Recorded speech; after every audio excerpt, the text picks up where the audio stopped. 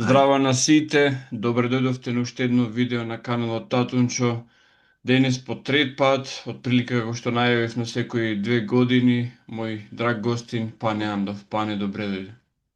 Добро ве најдов, Владко. Секогаш ми е чест да бидам гости на Татунчо канал и да размениме некои интересни тематики и вакво и дисциплини, што би се рекло од спиритуалниот аспект на животот. Честа е моја за тоа што вие сте речиси ексклузивен гостин на позначајните балкански подкасти, а бидејќи сте од Македонија, во Македонија гостувате само на овој канал, барем до сега, и тоа за мене представува особена чест. И мене ми е голема чест.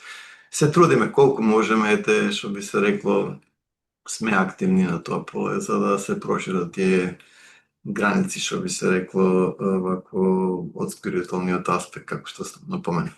Така, предупредување до оние кои што ќе го гледаат овој подкаст за луѓе со отворени умови и кои што не се ограничуваат на постојните знаења и сознанија, така што нека не бидат изненадени гледачите дека овде ќе чујат и работи кои што можеби ќе делуваат нови, радикални, а сепак, како што ќе видиме, се древни знаења. Така, паралелно со овие процеси, и сега одиме на темата која што треба да биде главна на овој подкаст, паралелно со овие процеси постојат така наречените синхроницитети, односно тоа будење кое што вие го споменавте, и веројатно треба да бидеме благодарни за сите работи што се случуваат, за тоа што предизвикуваат кај оние луѓе кои што имаат потенцијал за будење, и се повеќе луѓе зборуваат за природен начин на живот, за духовност, за духовен пат, за духовно будење, ги игнорираат придобивките на модерниот капитализам, каде што се е сведено на консумеризам и потрошувачка, и ајде малку повеќе за тоа. Што значи всушност зборот духовност? Јас и вие кога се договаравме рековте тоа е премногу генерализиран термин. Значи, кои се овие правци кои што се новооткриени, каде што се повеќе и повеќе луѓе се заинтересираат за нив, меѓу другото и преку вакви подкасти? Така. Па вака, значи, ние од самиот датум, значи од денот на раѓање, ние сме константно изложени на разни програми. Дали од социјална природа, дали од религиска природа, дали нешто што сме едноставно го прикачиле за време на нашата едукација, средна школа, факултет и така натаму. И тоа едноставно допринесува да луѓето оформат една слика за реалноста и за себе и за своето минато. Значи, меинстрим науката нормално држи до ние начела на кои што им одговара на тие глобалисти и не дозволува, барем до сега, нешто побитно да пројде, што би едноставно го направило дебалансот на таа контрола на тие глобалисти. А реалноста е следна. Значи, нашата срж е нематеријална. Значи, ние сме нематеријална интелигентна животна енергија која што во моментов сме тука на земјата и го искусуваме ово искуство кое што би се нарекло човечко искуство, како дел од овој брод кој што се нарекува планета Земја. Меѓутоа, ваква нашата нематеријална есенца буквално го вози ова физичко возило, како што ние кога би влегле во автомобил и едноставно би го контролирале, возеле брзо, лево, десно и така натаму. Значи, не е само ова физичко тело кое што може, например, да нашата свест го контролира и да едноставно навигира кроз него, туку постојат уште 6 други возила, како што се етеричното тело, кое што е помеѓу астралното тело и физичкото тело, каде што се наоѓаат сите оние чакри, сите оние енергетски центри, значи меридијани, канали кои што се користат, да кажеме, во акупунктурата и така натаму. Значи, тие три дантиени кои што се главни и кои што имаат многу голема улога, например, за здравјето на физичкото тело, значи буквално прават одржување на физичкото возило. Значи, упаралела со тие вакво две возила има уште 5 возила. Наредно возило е така наречено астрално возило или астрално тело, кое што е наше прво тотално нематеријално тело. Значи, кога се збори за етеричкото тело, на едната страна која што е поблиску со физичкото тело е до некаде полуматеријално. Со други зборови, сите оние нади или енергетски каналчиња кои што се наречени нади во кундалини и во тантра, во традицијата, се споени со нервните завршеци на физичкото тело, значи таа чија енергија плови од едно во друго тело преку тие мостови. Меѓутоа, она што е најинтересантно е што на страната према астралното тело е веќе полунематеријално. Астралното тело е прв носител, кој што луѓе, например, може да го искусат при овакво контрола на сон, едноставно се пробудат за време на спиење, дека сонуваат, едноставно астрално се разбудат.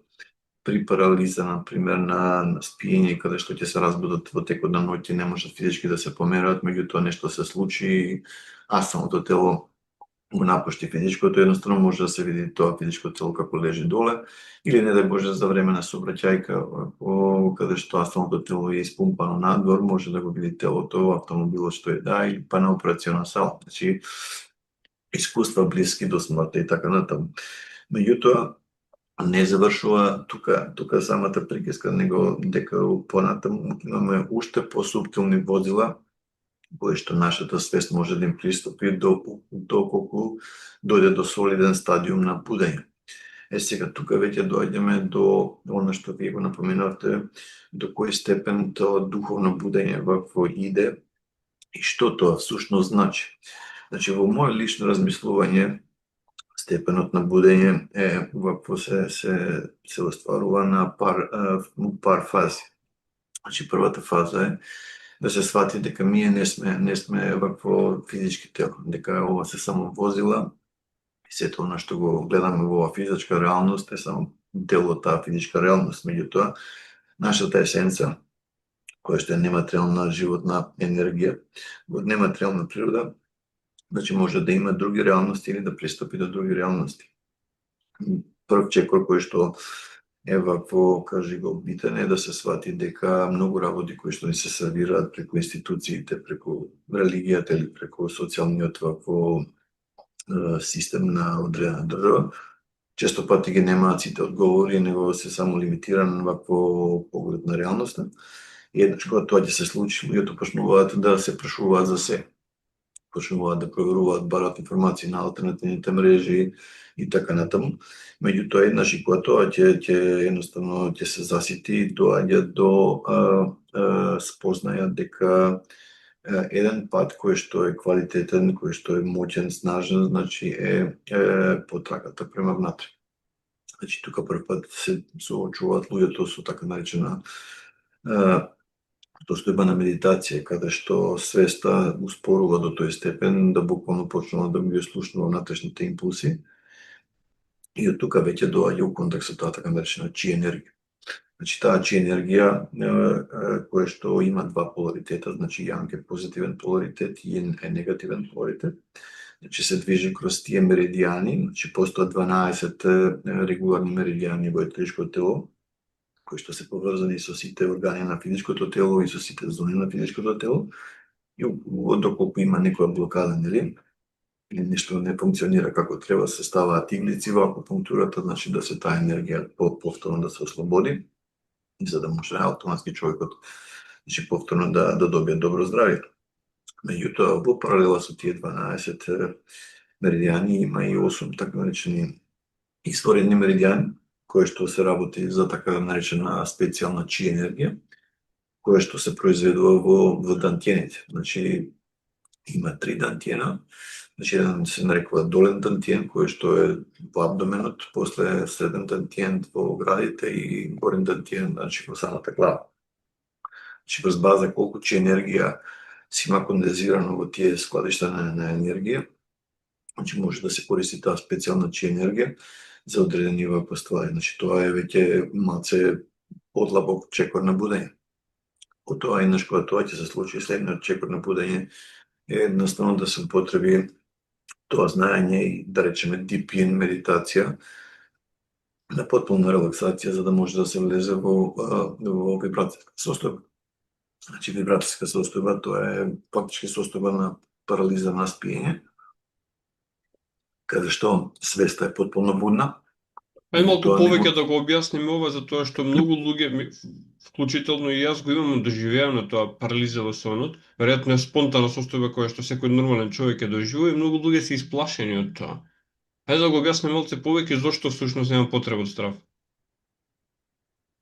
Вака, значи, прво треба да се свати дека има повеќе фази на спиење, кои што ете ќе ги објаснам на семинарите, дури и во семинарот, нели, што ќе биде и во Белград, и во Скопје, и во, и во Загреб, и во Лјубљана. Значи, од тие 4 фази на спиење, значи, последната фаза е така наречена REM фаза. Значи, каде што доаѓа до многу повисока активност, значи, во самите сонови, поголема свесност. Еднаш кога ќе се деси некоја аномалија, нешто ќе се случи, и кога едноставно свеста излегува, односно мозокот излегува од таа REM фаза, може да се деси буквално ситуација на огромен звук во ушите и едноставно кога ќе се тоа случи, физичкото тело не може да се помера. И сега еднаш кога свеста ќе реализира дека физички не може да се помера, прво што се вклучува е човечкиот страв. Што се случува, парализиран сум, дали ќе останам парализиран, дали ќе можам да се поморнам, дали не. И што еднаш стравот почнува, например, да циркулира наоколу, што би се рекло, обично самото искуство е непријатно. Почнуваат да се гледаат сенки, почнуваат ова, она да се гледа. Меѓутоа, реалноста е многу едноставна. Ствари од тоа што, например, додека го возиме во физичко тело, например, нашите мозоци во овој момент, например, пошто користиме аналитика, значи е на бета мождано подрачје, нели? На мозочни бранови. Меѓутоа, ако затвориме очи, ако почнеме да се релаксираме, значи влегуваме во алфа мождани бранови, меѓутоа ако почнеме да работиме дали го со отворени очи или со затворени очи, значи на доста јака концентрација, значи на одредено вакво решавање на проблеми, на било што, каде што бара интензивна аналитика. Значи може да пројде и во тета мождани бранови. Меѓутоа проблем е тоа што вакво еднаш кога ќе се влезе во таа парализа на сна, на сон, свеста постанува тотално свесна за себе и има пристап до својата меморија. И сега сите оние слушатели кои што, например, го слушаат утреден ако доживеат парализа на сонот, значи ќе имаат ваква информација за ова. Значи све што треба да се направи, да се остане мирен, значи има два излаза. Значи, прво да се разграничи зашто не може да се движи физичкото тело, затоа што самата свест веќе не е синхронизирана со физичкото тело, него е синхронизирана со етеричкото тело, кое што е помеѓу астралното тело и физичкото тело. Значи, нити може да се излезе надвор од телото, нити може физички да се помера физичкото тело, значи it's stuck between, значи е заглавена помеѓу простор, ако можам така да се изразам. Меѓутоа, ако таа енергија се појача, која што често пати се осеќа дали од крајот на прстите на нозете, па иде кроз нозе, па кроз цело тело према главата, или евентуално од дното на кичмата према главата. Ако таа енергија буквално дојде до тој степен да дојде до главата, значи све што треба да се каже, сакам астрално да се издвојам, да се даде некоја слична команда и астралното тело, значи ќе се издвои од етеричкото и од физичкото тело. Значи тука доаѓа до една интересантна појава, дека свеста се синхронизира со етеричкото тело и се синхронизира со астралното тело. И доколку постои бука, зуење или било што во таа парализа вакво на сонот, значи таа бука ќе престане, ќе може да си го видите своето физичко тело како лежи доле на креветот или каде и да е. Може да се помине кроз зидови, може да се лете и така натаму и така натаму. Значи, кога сме во контекст на процесот на будење, тоа е еден чекор понапред, каде што веќе нашата свест добива пристап, например, до астралното тело. Меѓутоа, после доаѓаат вакво соочување со орбови, со роц, со вакво други плазмоидни твореви кои што ги контролира интелигенција која што постои во самиот астрален план. Тука веќе доаѓаме на нов чаптер, на нов план на екзистенција. Меѓутоа, доколку се успее, например, да се пристапи на уште едно тело кое што е посуптилно до само светлешкото тело, значи тоа се може буквално да се преземе, значи со други зборови, Владко, мој мислење, значи само процес на будење ете нашата свест пристапи до своите духовни потенцијали, како чи енергија и тие работи, кои нормално ќе донесе и до телепатија, и до телекинеза, и до други работи. Меѓутоа да се добие пристап и до етеричкото тело и до астралното тело, да се доколку можеме понатака. Некако тоа се работи со длабока медитација, со часови. Некој пат треба време едноставно да се пројдеме за околу тоа прашање, значи повторно ќе кажам, значи ова лето повторно ќе дојдам на Балкан и ќе одржам 4 семинари каде што ќе објаснам тоа во поголеми детали како што тоа функционира.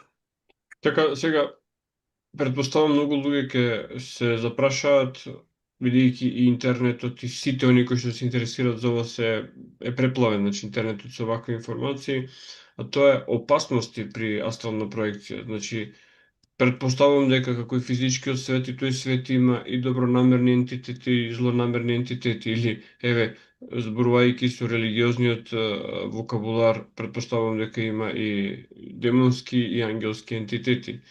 Каква форма на претходна заштита треба да се направи, или кои се начините на заштита при астрална проекција? Интересно прашање во секој случај. Значи едно е јасно, значи многу има аномалии, многу има разни, како што рековте и вие, значи разни информации кои што може да се најдат по интернет. Че едно е јасно. Што се случува? Одите на спиење, затворите очи, blackout, бенг, астралното тело веќе надвор. Значи 3 фази. Позната фаза е Rapid Eye Movement, значи кој што се повторува 4 до 6 пати во текот на ноќта во зависност колку долго се спие. И сега, астралното тело веќе е во самиот астрал секоја ноќ. Ако требаше нешто да го изеде човекот, што би се рекло, ќе го изедеше да се 100 пати. Значи секоја ноќ додека се спие, астралното тело е веќе во астралниот план. Единствено нешто што вакво е тоа што е битно да се каже, тоа дека вакво не е свесно за своето присуство во самиот астрал. Меѓутоа, доколку особата или свеста е обучена, да може да ги примети тие аномалии во самиот сон или било што нешто што ќе направи реалити чек, да почне да се прашува, чекај, ова е сон, јас сонувам. Едноставно дојде до промена на перцепција и на перцепцијата на самата илузија што ние нарекуваме вакво каживо сон. Може астрално да се пробуди на тоа место. Значи јас сум во овие води преку 35 години, значи со јадници и астрални искуства и јадници студенти широм светот кои што едноставно идат астрално и ден денес се уште тука. Грото луѓе кои што не ги разбираат овие работи, одма прво што им доаѓа, чекате, има многу демони во астралниот свет, кои што еднаш кога ќе стапите во астралниот свет, одма ќе не запоседнат, одма ќе не ова, ќе не, кои се тешки глупости, значи 98%, ја не кажувам дека не постои паранормални искуства, постојат, али тоа е екстремно мал процент. Кога ќе се види колку луѓе гинат при сообраќајни несреќи широм светот, колку луѓе гинат од средба со ајкули, колку луѓе гинат од фрлање со подобрани и многу други, да не ги набројувам се работи, колку луѓе имаат умрено во спиење, тоа е многу помалку процент него што тие работи се случуваат во нашето секојдневие. Значи тоа ни кажува дека во грото случаеви, значи апсолутно се работи за нешто друго. Значи околу предосторожности нормално треба да се има, значи ја тоа го подучувам на семинарите на што треба да се пази, на што не. И така натаму, меѓутоа едно е сигурно, доколку се оди на оној став кој што е општо прифатен, не треба ништо да се медитира, не треба ништо да се вежба, ние сме веќе Божји деца, ние сме веќе во рајот, еднаш кога ова физичко каживо искуство ќе заврши, ќе додат сите ангели, ќе не соберат, ќе не однесат во рајот, каде што таму има градови, каде што луѓе се дружат, покојни и така натаму. Значи тоа веќе делува малку, како да кажам, New Age, она каживо конструкција која што се сматра дека тоа така ќе биде и дека меѓутоа земете во обзир едно, нови деца се раѓаат, нови души доаѓаат, имаат ли некој сеќавање кај биле, што биле, како стигнале тука воопшто? Никакво сеќавање 99% од нив. Значи повторно тука доаѓаме до живо концепт дека се често пати при тие блиски средби на смртта или после смртта се гледа тој темен тунел со светлост на крајот на тој тунел. И на самата душа, значи на самата есенца, у тој момент тоа изгледа како паметно решение, меѓутоа еден пат кога ќе поминат низ тој темен тунел и ако се спојат со таа светлина, она што ќе настане е 9-месечна хибернација горе-долу што би се рекло и повторно будење у физичко женско или машко бебе, што би се рекло, и повторно нов циклус. Или нова реинкарнација, ако сакате така да наречем. Значи, дека постојат негативни сили, постојат, меѓутоа дека постојат позитивни сили, исто постојат.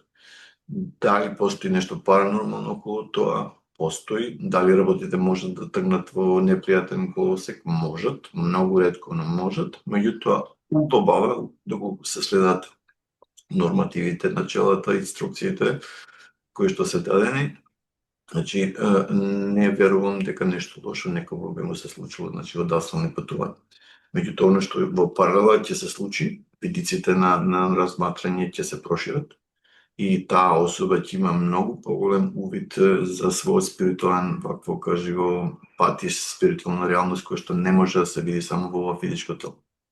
Така да, она што јас би препорачувам на секого е дека време е да ги отстраниме тие стравови, значи тие предрасуди, и време е да сватиме дека како што во Кина, во Кореја, во Јапонија, значи имаме илјадници деца и возрастни и стари луѓе, бегуваат во парк и вежбаат чиконг, тајчи чуан и така натаму, за да таа витална енергија, значи ја одржуваат до квалитетно вакво ниво кое што ги држи до долж и квалитетен живот. Меѓутоа они се отворени и за вонтелесни искуства, отворени се и за чи енергија, и за лечење, за акупунктура и така натаму.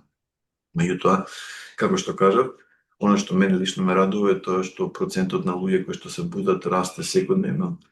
Така да работиме на тоа колку што можеме, значи само да затврстам тоа прашање, Владко, што ми го поставивте. Не мислам дека ќе дојде до никакви контакти со демони, нити тоа што сад понекогаш може да се деси она што би се нарекло на alien abductions, меѓутоа ако тоа се деси, тоа и без астрална проекција и со астрална проекција ќе се деси.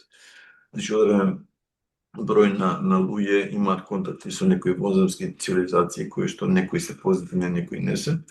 Имаат различни искуства, меѓутоа грото од непријатни искуства со астралот се случуваат при феноменот така наречен на парализа на спиење или парализа на сон, затоа што во моментот кога свеста ќе се разбуди, дека е свесна, меѓутоа не може физички да се помера и постои звук во ушите и енергија која што се осети, дали доаѓа преку нозете или преку дното на кичмата према горе, прво што доаѓа е страв, паника, парализиран сум, дали ќе останам вечно парализиран, и се употребува секој атом на расположлива енергија да се човек вакво повторно врати нормално физичкото тело, да може да се помера, да вика, вакво да збори и така натаму. Меѓутоа, во процесот, додека стои таа паника, значи е активна, тогаш се дешаваат тие некои незгодни, негативни искуства, перцепции и така натаму, што повторно, значи, се дел од тие орбови што се наоколу, кои што преку wireless начин, што би се рекло, проектираат вакво одредени халуцинации или визуални холограми, како да се изразиме. Сега обично луѓето ви кажат како би уопшто било можно. Превземете, на пример, ставите инфраред камера у својата спална. Нека едноставно снима само на инфраред спектрум. Значи, ќе дојдете во собата, на физичко ниво ништо не се гледа, меѓутоа ако погледнете у камерата, гледате дека од време на време доаѓаат некои роц, некои орбови, некои плазмоидни форми и така натаму. Некои брзо пројдат и заминат, некои остануваат во собата подолго, а некои па едноставно лебдат над главите или над телата на луѓето кои што спијат во тие соби. Со други зборови, често пати, значи, ево да кажеме сте заспале во 11:30, 12 полноќ, вашето астрално тело излетало некои 100, 200, 500 метри од вашиот стан или од вашата куќа кај да е, меѓутоа не е свесно за околината, меѓутоа во собата се појавува еден или два орба кои што блинкираат, значи пулсираат, видливи на камерата и сега, например, преку wireless конекција, значи можат буквално да направат одредени холограми кои што луѓето ги нарекуваат сонови, каде што буквално астралното тело не перцепира тачно таа локација каде што е, например, покрај реката Вардар у Скопје или било каде, него перцепира некои пештери, некои ходници, некои згради каде што нешто ги брка, па они бегаат и така натаму. Значи воопшто несвесни, додека у реалноста некој астрални патник како излета и ако ги видите нивното астрално тело лебди на пар стотини метра или километар, два или многу далеко како и да е. Значи меѓутоа тотално несвесно за околината која што реално се наоѓа у самиот вакво астрал. Значи астралниот план е буквално прв план што би се рекло што е вакво синтезиран, значи доаѓа прво физичкиот план, па етерички план кој што е едноставно симбиоза, значи граница измеѓу астралот и самиот физикус, кој што е поблиску до физичкиот свет, значи полуматеријален и поблиску до астралниот свет, полунематеријален, а астралниот свет е прв нематеријален вакво план на екзистенција каде што свеста може да екзистира, меѓутоа за да се движи потребно и е вакво, каживо, астрално тело за да може да се движи кроз тој медиум. Ако сакате, така да астралната проекција е нешто фасцинантно, каде што можеме да испаднеме од нашето физичко тело, значи да одиме на места каде што никад физички не може да отидеме, да летаме, да правиме кое што е пак усвојство на entertainment, што би се рекло првите 6 месеци, година и пол. Меѓутоа, како што поише и поише искуство се добива, тука веќе самата тоа искуство и правец на истражување оди во друга насока, каде што веќе се прашуваат реални вакво прашање, чекај што се случува, кои се овие светлини и така натаму. И тука веќе доаѓа до уште поголемо разбирање за реалноста односно за скриената реалност која сме дела, која што веќе повеќето од нас не се свесни.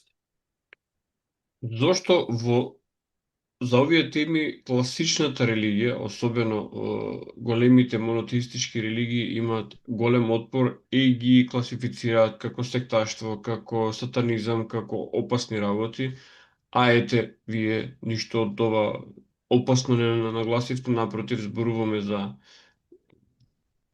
будење, значи за интроспекција, за откривање на себе си, не за откривање на некој таму чудесен свет надвор од нас. Па, чујте, Владко, моје мислење, секој има право да го следи патот кој што за него или за неа делува исправно во моментот. Секој од луѓето е на различен степен на разбуденост и ќе треба време кај некој малку подолго да се продат кроз тие лекции, за да се тоа искуство асимилира, да се научи, за да се едноставно дојде до реален процес на будење. Кај други тоа ќе трае многу пократко, во зависност по кој пат тргнале.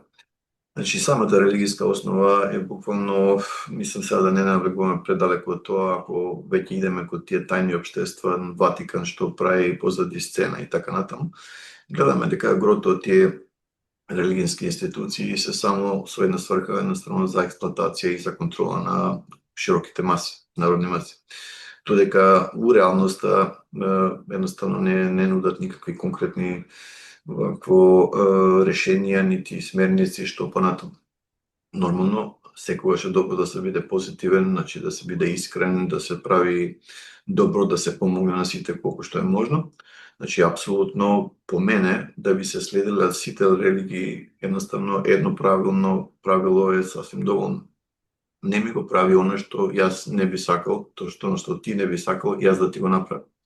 Значи, доколку се следи тоа искуство, значи тој закон, тој начало или правило, да се изразам подобро, значи јас мислам дека се следат сите, например, начала на сите религии на свет.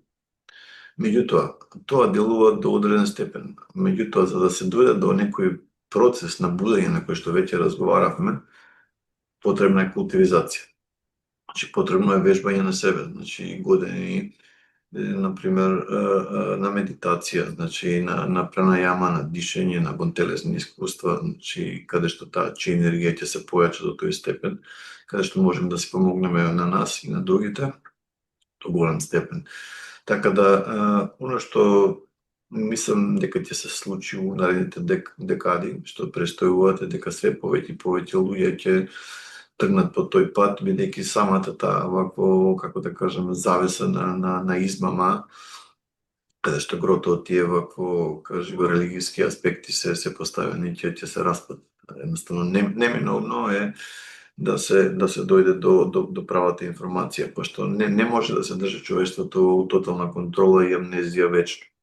Значи, процесот веќе е тргнат, така да, повторно ќе кажам, ја немам ништо против никого, значи секој има право да си го следи патот кој што смatra дека е негов или нејзин.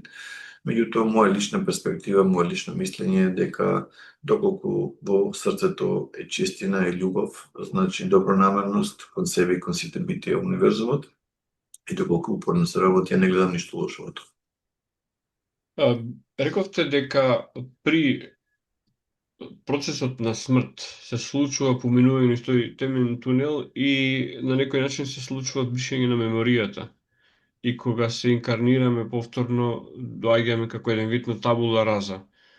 А истовремено споменавте сеќавање на минати животи. Како всушност настанува тоа сеќавање на минати животи и дали е всушност тоа тајната на стекнување на се поголема и поголема мудрост, затоа што јас многу пати велам, сето она што ќе го научиме во текот на животот, само ја замислувам можноста да се почне од почеток, ама со сето акумулирано искуство. Значи, како би функционирало ова сеќавање на минати живот и всушност зошто се прави бришење на меморијата кај новите инкарнации? Вака, значи, одлично прашање, Владко. Она што можам јас да го констатирам е следно. Значи, што се однесува до бришење на меморијата е дел од тој манипулативен процес, на жалост, кој што тие негативни, вако, кажи го, воземски цивилизации го користат како би таа едноставно манипулација врз човештвото продолжува понатаму. Со тоа што, например, се губи целото сеќавање на претходните информации, значи се ствара конфузија, например, кај таа животна енергија или тој дух или душа, како сака да ја наречеме, кој ќе се роди во ново вакво, кажи го, човечко тело, значи во бебе, што би се рекло, ќе пројде од машки или од женски приоритет, нормално. Значи, и почнува све од ново. Значи, патот на спознавање е, оке, што е ова, оке, ова е трева, што е ова, оке, ова е зид, што е ова, значи, повторно се проваѓаат низ работи кои што веќе се асимилирани, веќе се научени, меѓутоа, додека дојде, например, до нешто реално, очигледно, нешто што е вредно, ќе помине или многу време, или никад нема и да дојде. Често пати луѓето ќе застранат само во спорт, само во музика, само во скари, во јадење, во веселби, во журки и така натаму, или едноставно потрага по пари или ова или она. И ретко, например, патот пак ќе се усклади према она што било претходно, доколку е бил. Сега, оно што рековте како може да се деси до сеќавање на прошлите животи. Значи, два начина се, еден кој што е ефективен, тоа е хипнотичка регресија, значи каде што луѓето идат, нели, кај хипнотерапеути кои што имаат искуство во овој тип на дејност, каде што, например, самата особа се носи во транс и се обидува, например, свеста да се сети она што е запишено во самата генетска меморија. Меѓутоа, друг тип на вакво информација која што може да се добие е преку процесот на будење, особено преку креација на едно поле кој што се нарекува активација на цвет на животот, аурично поле, каде што се активираат енергии, значи, кои што се екстремно јаки во самото енергетско поле на човекот, и евентуално тоа донесува до појава на така наречен point of singularity или точка на сингуларност, ако сакате, каде што самата свест почнува да добива визии од нематеријална природа, и процент од тие визии многу често знае да биде на блицеви од прошлите инкарнации. Кај сме биле, што сме правеле, вакво што била наша преокупација, дали нешто се случило што треба да исправиме или што е наша цел и така натаму. Така да, колку повеќе доаѓа до активирање на таа внатрешна енергија, толку повеќе, значи самата свест може да искуси такви искуства, значи као блицови од ова. Иначе, самиот тој тунел е издизајниран последните 4000 години, како што веќе напоменав, за време на последниот конфликт, со самата цел да се држи самото човечанство во процес на тотална амнезија. Се некој би прашувал зашто би некој кој што е толку напреден уопште тоа се мачал да го прави. Од прост пример, например, луѓето често пати ги злоупотребуваат животните, ги јадат, ги масакрираат и така натаму, прават фарми, значи и така натаму, каде што без никаква согласност на тие животни се злоупотребуваат тие животни. На исти начин, тие раси кои што се наоколу го злоупотребуваат човечкиот род без да биде свесен за тоа на многу начини, а со тоа што ќе се држи во самиот процес на ниска интелигенција, на разбирање на правата реалност што се дел, тоа многу лесно им успева. Така да, оно што е интересантно е тоа што процесот на будење веќе после 4000 години полека почиња да зема замав. И ја мислам дека све повеќе и повеќе ќе доаѓа до израз дека ние не сме сами, а и тоа едноставно ќе донесе клучни прашања ако е тоа така, тогаш од каде тие дошле, што се случило на земјата во древните времиња, и тоа ќе донесе една сасвим нова перспектива на нештата, која што буквално ќе не донесе многу поблиску до вистината. Претходно споменавте дека бе извршена таа генетско снижување на биолошкиот диверзитет на земјата. Рековте дека одредени сетила буквално се избришани. Дали се избришани или се заспиени, затоа што цело време зборуваме за развој на сетила кои што се надвор од опсегот на овие 5 сетила со кои што функционира. Значи, како функционираат екстра сензорните активности? Дали се иманентни на нас или нешто се случува со повторно развивање нивно? Да, отлично прашање, ви благодарам многу. Значи, во моја перспектива, одговорот е многу јасен. Значи, оно што се случило пред 4000 години е следното. Импакт, значи удар на така наречен optimal genetic expression. Значи, оптимален генетски израз е назив за нешто што најдобро што може ДНК и РНК да го понуди на жив организам. Значи, максимален капацитет на ДНК и на сетила и така натаму.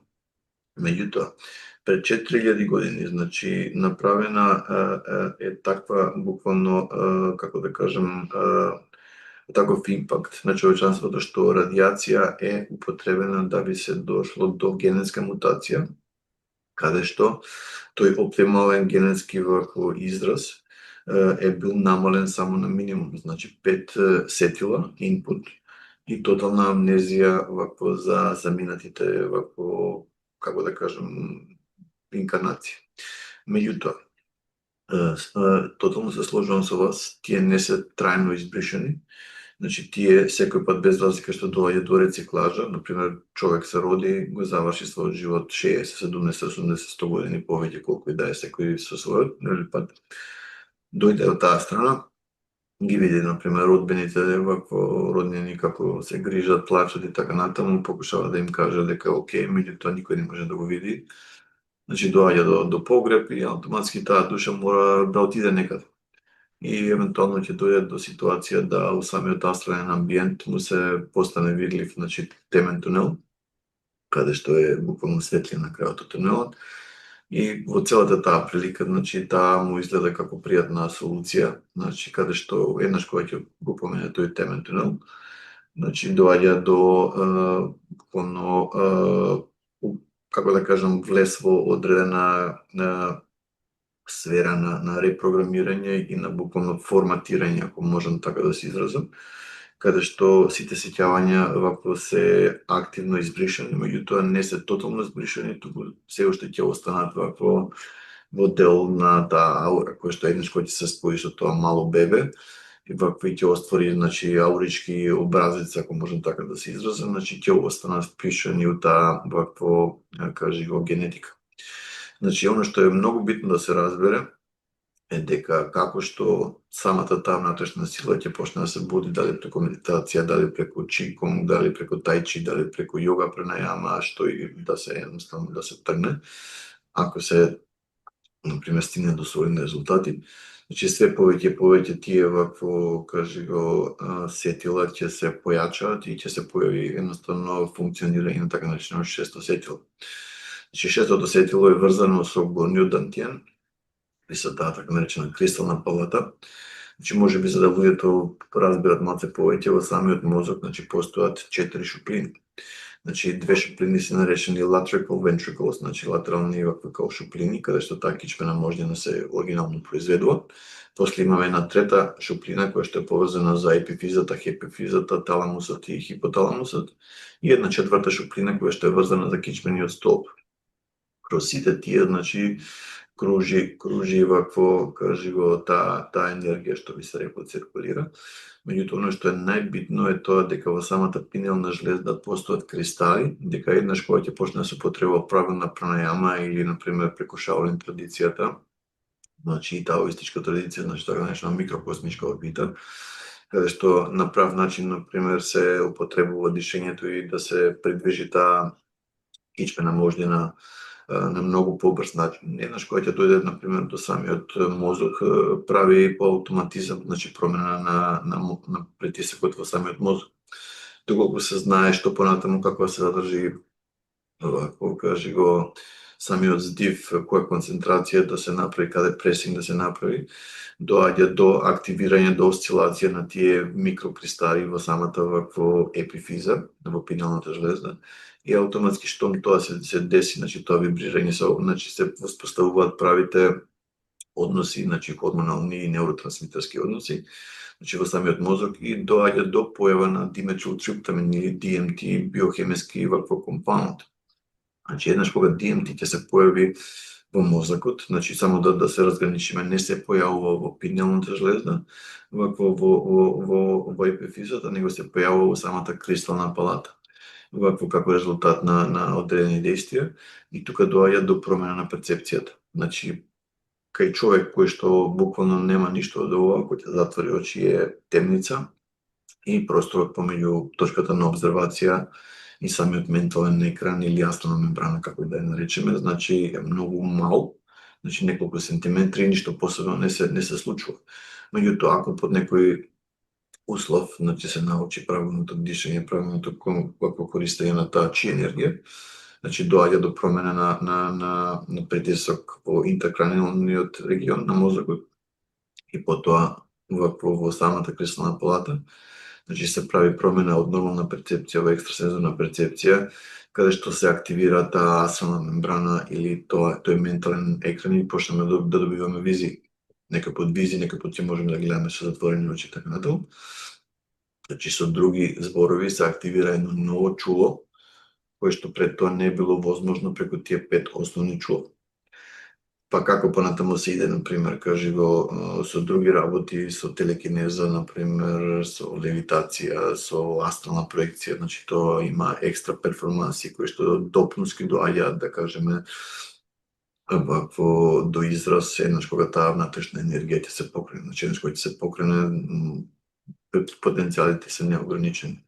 Све во зависност кој каде сака да иде и колку сака да вакво да постигне. Кај некои луѓе тоа е природно, родени се со тие дарби, ако сакате, и се тие така ги наречеме под наводници паранормални искуства и способности, секако што од време на раѓање, меѓутоа после 12, 13, 14 години како таа особа расте, 90% вакви случаеви, таа енергија и тие способности се намалуваат и во одредена фаза на животот буквално ќе се угасат комплетно, доколку не се работи вакво константна пракса како чиконг, како тајчи, како пранајама, значи комбинација помеѓу боролачки вештини и чи енергија, значи акумулирање и развивање на таа чи енергија. Значи сето тоа ќе биде објаснето во на многу ефективен начин, значи на семинарот во Скопје, кој што ќе биде одржан во Хотел Континентал 18 јули.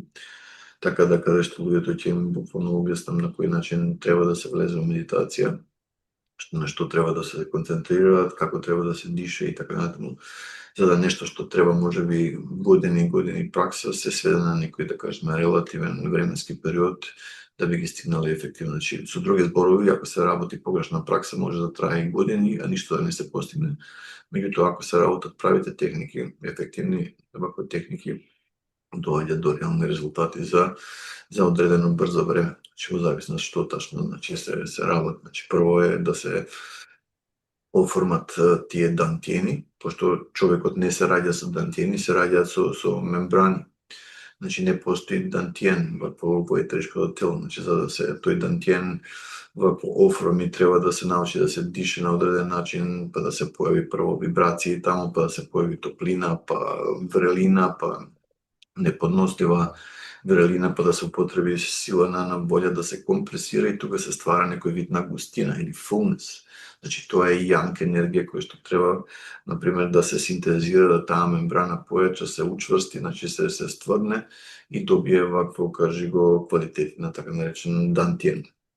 Значи, дантиен од старокинески е превод на Ocean of Energy или океан на енергија кој што може да прими скоро бескрајен бескрајно количество на чи енергија внатре, значи она што шаолините војни, например, и вакво, кажи го, монаси го прават, например, ќе направат покрет на дишење и ова ќе дојде до долниот дантиен, ќе излечат таа густина, ќе наместат, например, до вратот и, например, други монаси со копија или со едно или со две-три копија покушаваат буквално да го пробијат тој монах со врвот на тоа копје, меѓутоа шпицот на копјето не може да пројде поради тоа што таа чи енергија, например, таа густина не дозволува вакво да пројде низ кожата.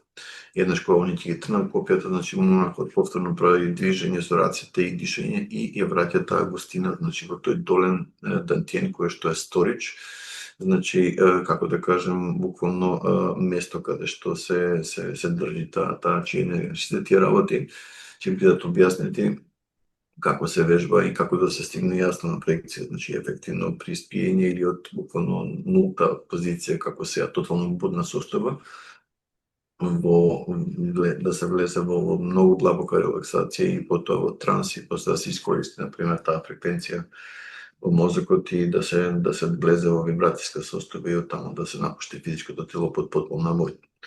Значи, друга работа која што треба исто да се знае тоа дека еднаш кога астралното тело ќе го напушти физичкото тело, значи времето кое што свесно може да остане лимитирано, обично 15 секунди, минута, 2-3, затоа што постои вакво нешто во самиот астрал кое што е од нематеријална природа, кое што треба да се направат одредени чекори за да може да се остане таму уште подолго. Колку подолго се остане таму, толку повеќе имаме увид што се дешава од таа страна на реалноста, ако сакате. Значи, тука не збориме за New Age фантазии, него збориме за нешто фасцинантно, нешто што е реално, што може, например, одреден број на луѓе да го изведат.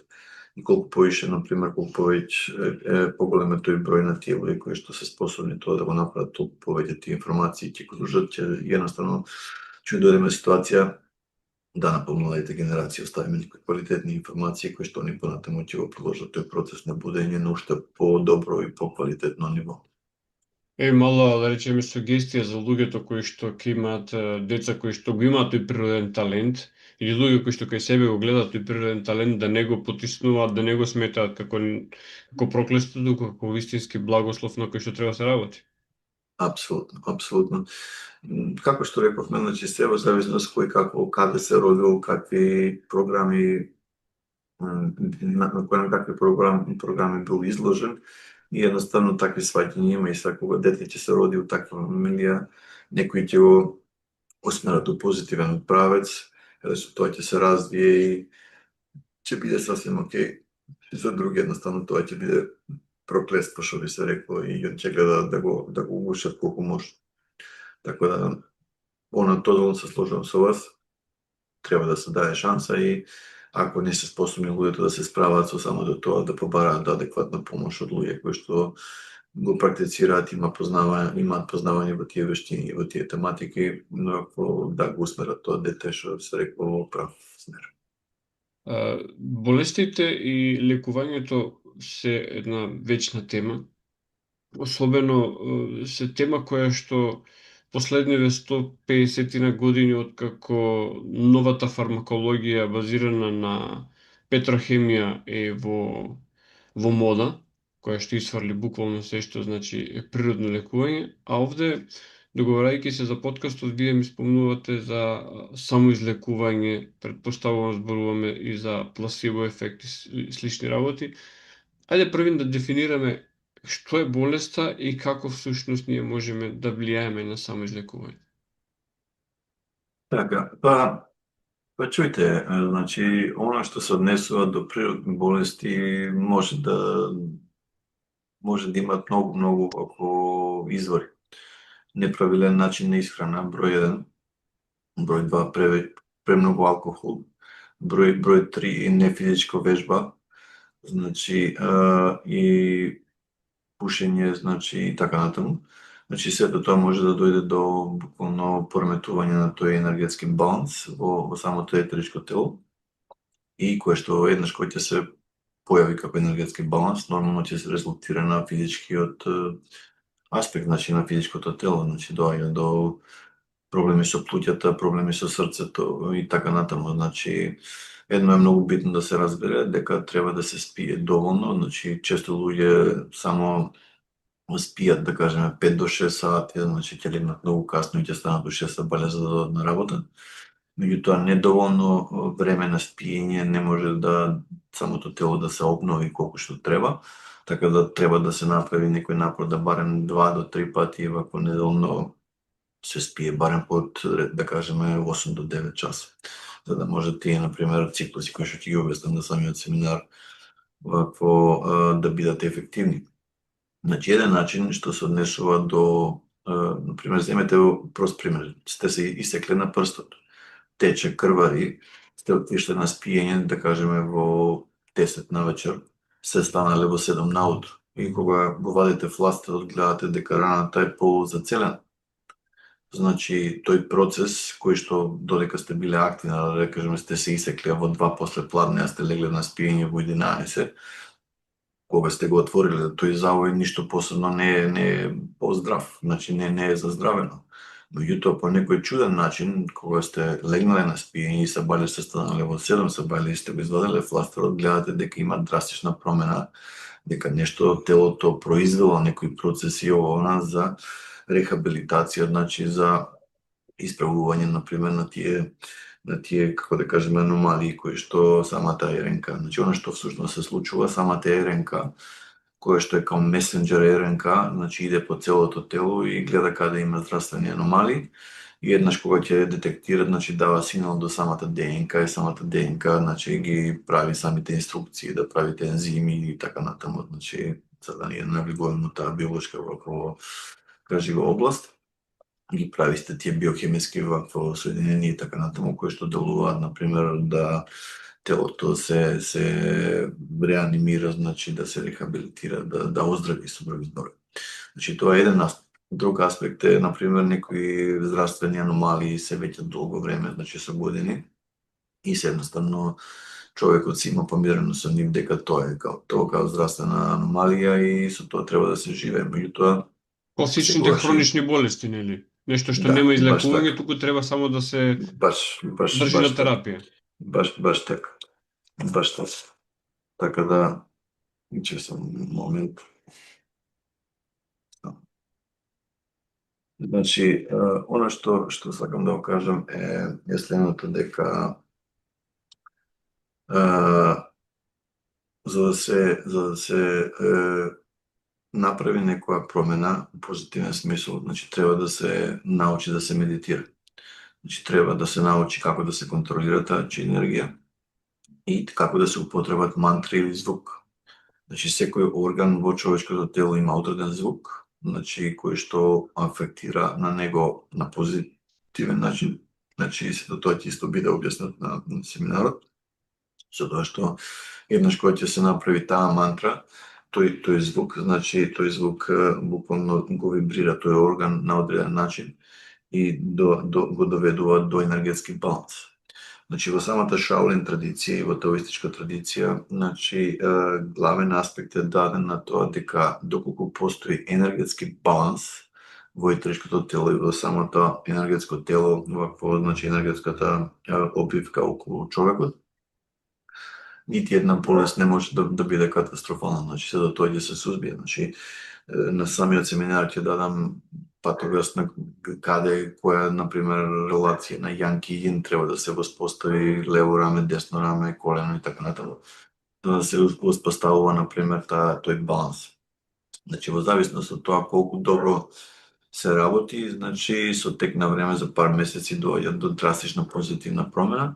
Меѓутоа, едно е исто сигурно, доколку не постои некоја трајна ваква физичка аномалија, значи, одењето во теретана барем 2 пати неделно, барем за помладите луѓе е вакво строго препорачливо, пошто во Шаолин храмовите, мислам, доста голем аспект е поставен на тие физички вежби и едноставно challenges, што би се рекло, предизвици кои што физичкото тело ги има. Значи, со други зборови, физичкото тело за да може да ја произведе таа специјална чи, вакво која што би можела да се движи кон тие низ тие вакво 8 вакво изванредни меридијани и да евентуално донесе до здравствено лекување е многу битна.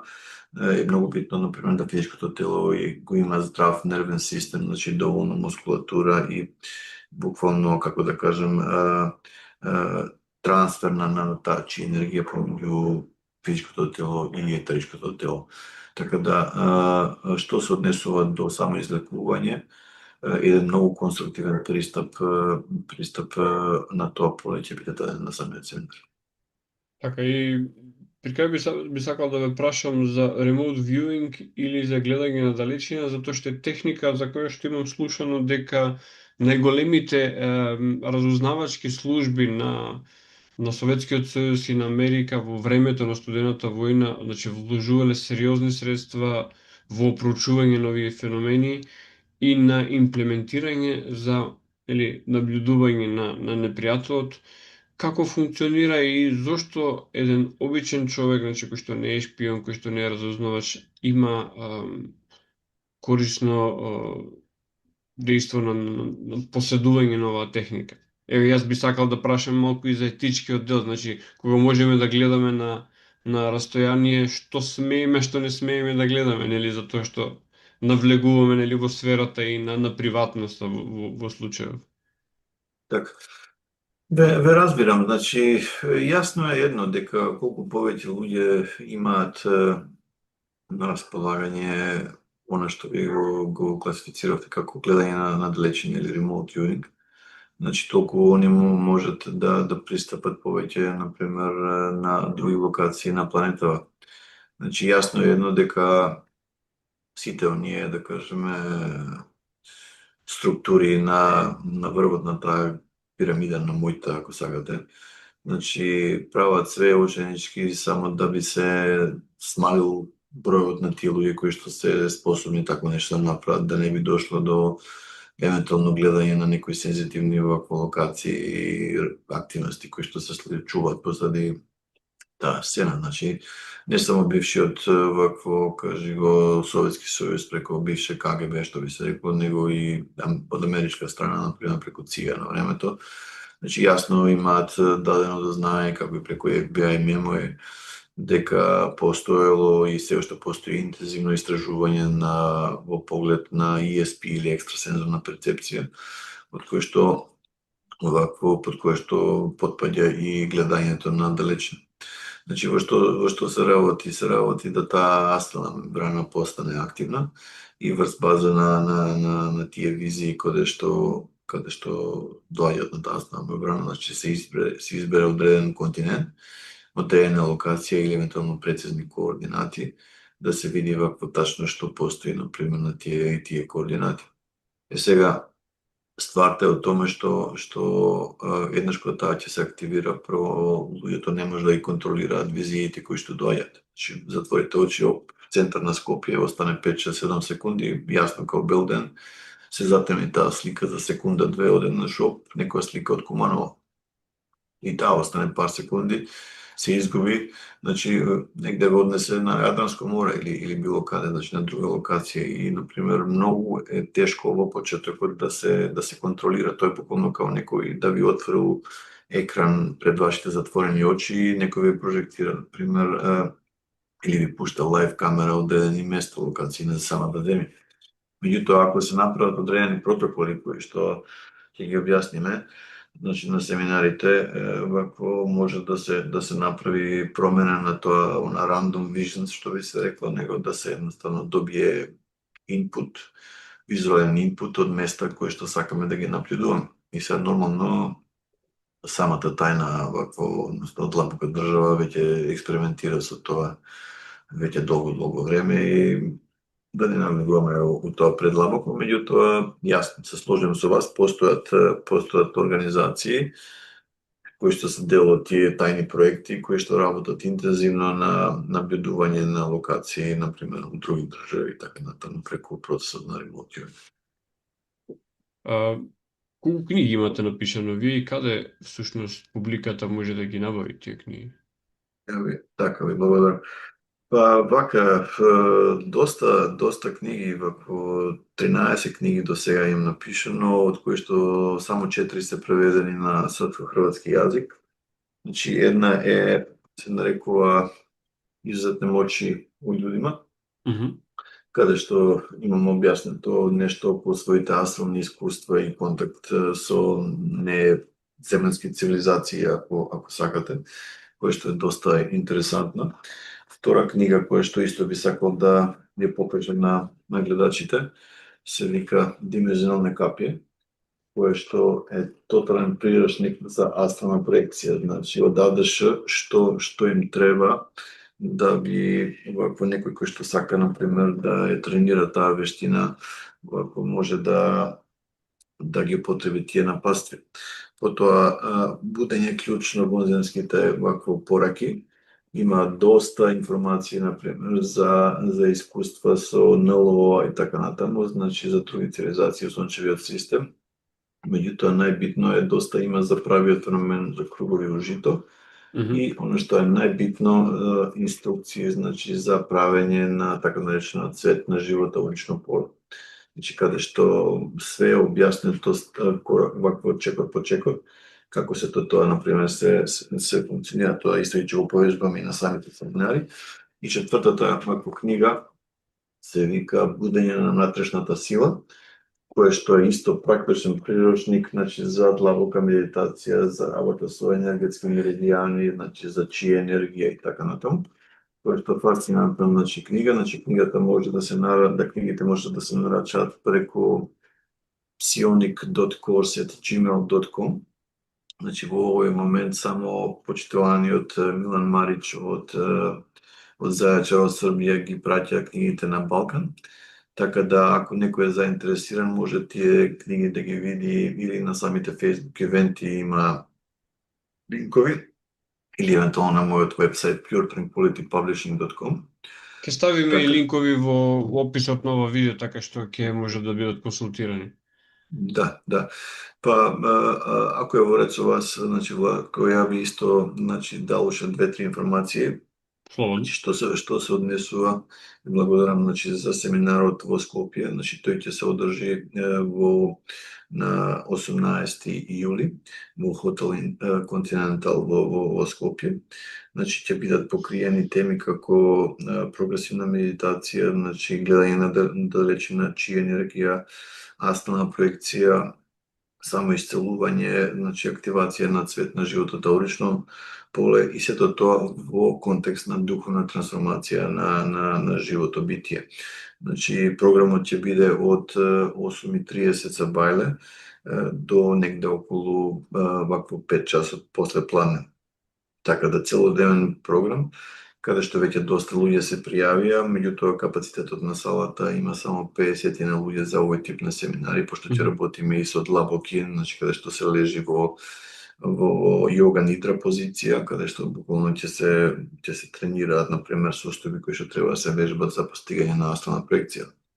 Така да секој оној кој што е заинтересиран, значи на Facebook може да ме побара да испрати порака или евентуално може на самиот Facebook да побара, значи духовна трансформација Пане Андов и ќе излезе како настан, како ивент на Facebook и преку тој ивент има цела вакво сите податоци и информации се таму ако сака никој да резервира.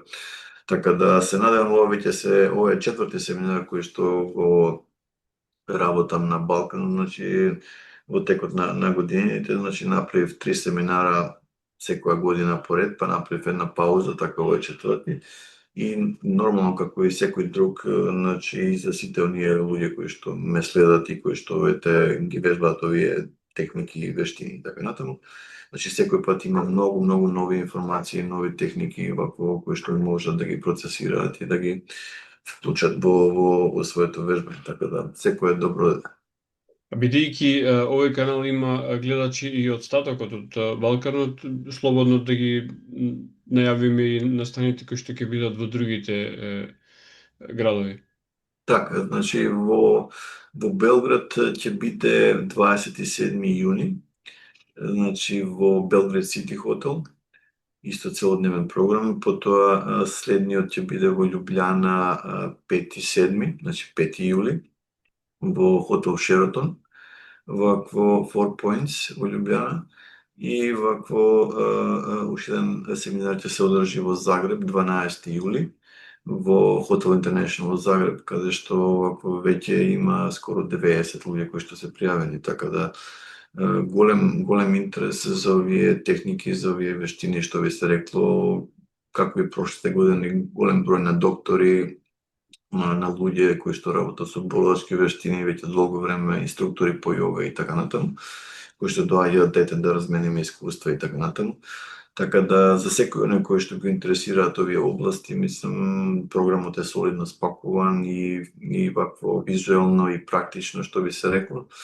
Значи ќе добијат многу информации и теоретски и практично вежбање кое што може едноставно ако малце потребат време и труд да им го промени животот на многу поконструктивен и попозитивен начин. Па јас ви благодарам за ова гостување и се надевам дека ќе имаме уште многу вакви гостувања. Во меѓувреме ви посакувам среќа и успех во она што го работите. Ви благодарам, Владко, да сте жив и здрав. Секогаш ми е чест и се надевам да сме живи и здрави до некоја друга прилика. Поздрав. Поздрав.